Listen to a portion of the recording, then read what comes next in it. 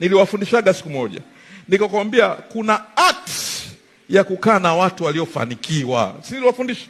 Kwenye maisha usimuombe mtu hela.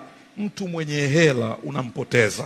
Lazima Mungu akupe karakta ya kuweza kuishi na hawa watu, kwa sababu utagundua sio kwamba haukutani na watu potential, ila unashindwa namna ya kuwahendo.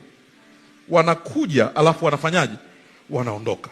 Hata ukiwa na upako huo unaleta watu, alafu hekima inatunza hao watu, na hekima ni zao la tabia.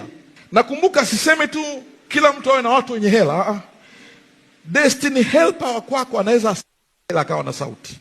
Aliyemtoa Yusufu gerezani hakuwa mfalme, ile alikuwa mfanyakazi wa mfalme. Alienda akatamka, akarecommend kwa habari ya Yusufu aliyoko gerezani mbele za mfalme.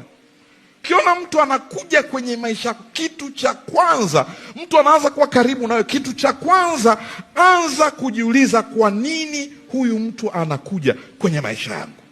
Anza kuomba, kwa nini huyu mtu anakuwa karibu? Nimweke wapi? Nje patakatifu ama patakatifu pa patakatifu? Wapi huyu mtu anastahili kukaa? Na huyu mtu amebeba nini ambacho Mungu kamfanya aje kwenye maisha yangu?